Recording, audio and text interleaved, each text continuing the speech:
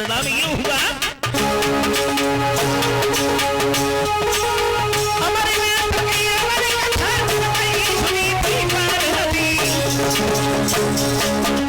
उत्तराखंड में लगाया शनिवार बैठ गए कैलाशपति।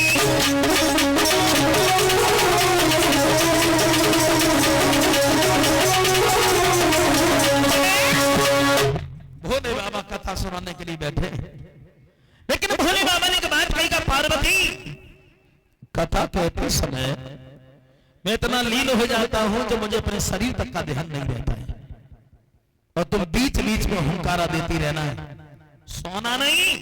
पार्वती बोली प्रभु हम सोएंगे नहीं, हम तो कथा सुनेंगे, हम तो अमर होना चाहती हैं। ठीक है। अब भोले बाबा कथा सुनाने लगे, पार्वती कथा सुनने लगे। अब पार्वती थोड़ी देर तक कथा सुनती रही, सुनती रही, सुनती रही। हुआ क्या? अरे होना क्या था, थोड़ी देर के बाद में उजनी बनलो बनाई।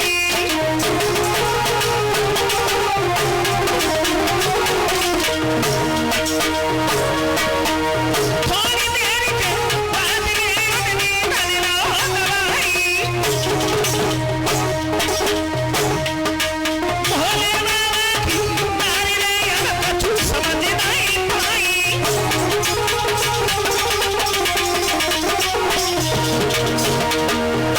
पार्वती कथा सुनती नहीं, सुनती नहीं और नींद आ गई। और जब नींद आ गई तो पार्वती गहरी नींद में सो गई।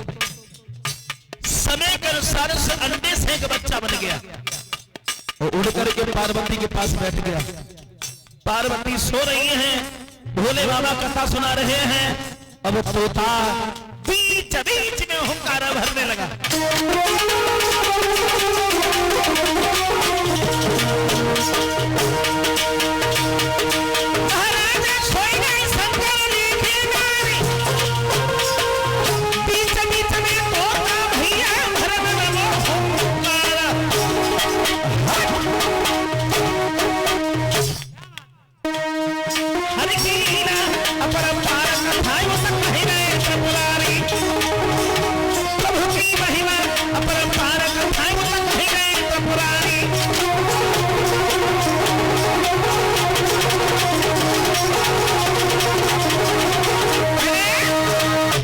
पार्वती थोड़ी देर कथा सुनती रही, सुनती रही। और जब नींद आ गई तो पार्वती गहरी नींद में सो गई।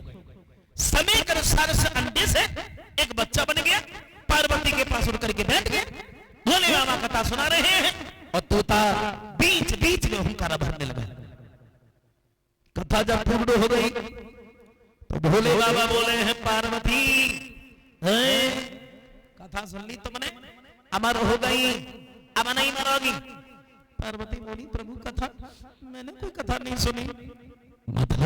मतलब ये हम तो सो गई। भोले बाबा बोले जब तुम सो गई तो बीच बीच में हुंकारा कौन भरता रहा? भोले बाबा को क्रोध आ गया, और जैसे तोता ने भोले बाबा के क्रोध को देखा तो तोता उड़ करके भाग खड़ा हुआ। शंकर जी सोचने लगे माना पड़ता यही हमारा चोर है। त्रिशूल लेकर के भगवान शंकर उसके पीछे पड़ गए। तोता तीनों लोगों में भागता रहा, छुपने की कहीं जगह नहीं मिली। तो क्या देखा उस तोता ने कि व्यास की पत्नी छत के ऊपर खड़े होकर के जमुआई ले रही है। तोता ने छोटा सा रूप बनाया और मुंह के द्वारा पेट में चला गया। भोले बाबा व्यास के पास पहुंच गए, बोले व्यास तुम्हारे घर में चोर छुपा है भाई, बाहर निकालो उठे। व्यास बोले भोले बाबा कैसी बातें कर रहे हो, मैं तो सुबह से दरवाजे पर बैठा हूं, यहाँ तो कोई नहीं आया। तब तक उनकी पत्नी सामने पहुंच गई, बोली महाराज हमें ऐसा लगता है कि हमारे अंदर एक तोते का बच्चा चला गया है। इधर व्यास बोले हैं भोले बाबा अगर ऐसी बात है तो पहले हमारी पत्नी का वध करो, उसके बाद में तुम अपने चोर का वध करो, भाई और कोई उपाय है नहीं। भोले बाबा सोचने लगे भाई इनकी पत्नी का तो कोई दोष नहीं है, ये तो निर्दोष है, कहां में से नहीं मारे। अपने क्रोध को शांत करके भोले बाबा वहां से चले आए। लेकिन अब तोता एक दो दिन नहीं 12 साल हो गए छुपे छुपे। एक दिन भगवान नारायण बोले हैं क्यों भाई ऐसे कब तक छुपे रहोगे, बच्चा बन करके जन्म क्यों लेते। अंदर से आवाज आई है, भगवान नारायण हम पागल नहीं है, जब तक ये दुनिया मोह में है हम जन्म नहीं लेंगे। तो भगवान ने दो घड़ी के लिए दुनिया को निर्मोही कर दिया, किसी से किसी का कोई मोह नहीं। तो जन्म लयो सुख दे मन बिन्नरा लपेटे अंग, चले भागते बनी को तो लगे व्यास जी संग। जन्म लेते लेते सुखदेव वन की तरफ भाग खड़े हुए, व्यास पीछे पीछे भाग रहे हैं। बोले बेटा रुक जाओ। सुखदेव बोले हैं वापस लौट जाओ, कोई किसी का बाप नहीं और कोई किसी का बेटा नहीं। हैरान होकर के व्यास वापस लौटे। भागवत श्रोताओं, वन में जाकर के सुखदेव ने घनघोर तपस्या की है, इतनी तपस्या की, इतनी तपस्या की, उस तपस्या को देख करके देवताओं का राजा इंद्र घबरा। रंभा से कहा है, रंभा सुखदेव की तपस्या भंग करके आओ।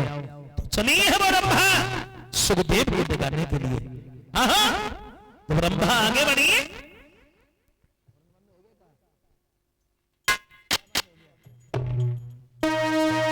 हेलो हेलो, कि चलिए संग रस सजाई। देख क्या ना घूमे आप। चलिए संग रस सजाई सोरम महारानी। चलिए संग रस सजाई सोरम महारानी।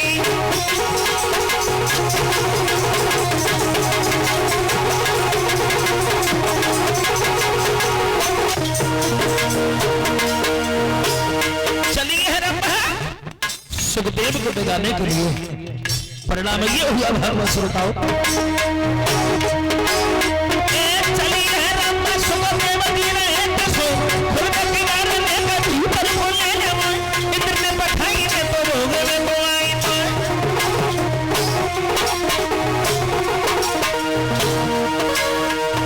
चलिए रंभा सुखदेव जी रहे दसो खुद की बात लेकर भीतर को ले जाओ। इंद्र ने पठाई ने तो रोग में को आई तो।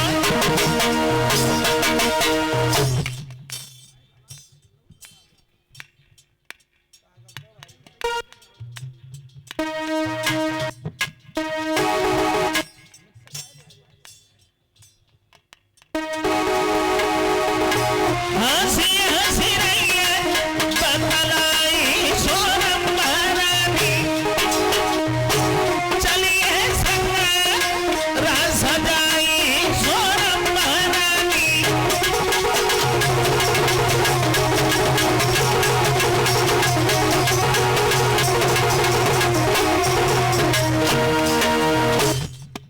रंभा जब गुफा में अंदर पहुंची है तो सुखदेव बोले है, रंभा तू हमें जगाने के लिए आई है।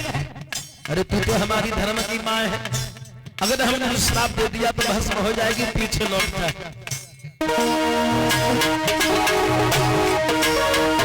बोले सुखदेव धर्म की माँ तेरी सरब भस्म हो जाने दो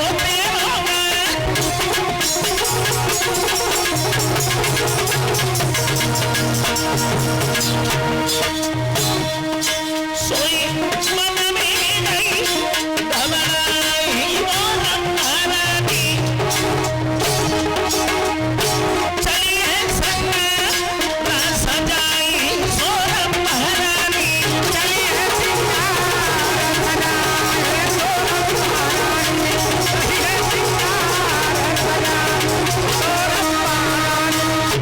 गुफा में जब रंभा अंदर पहुंची है तो सुखदेव बोले हैं, रंभा तू हमें जगाने के लिए आई है, तू तो हमारी धर्म की माँ है, और अगर हमने तुझे श्राप दे दिया तो भस्म हो जाएगी, पीछे लौट जाएगी।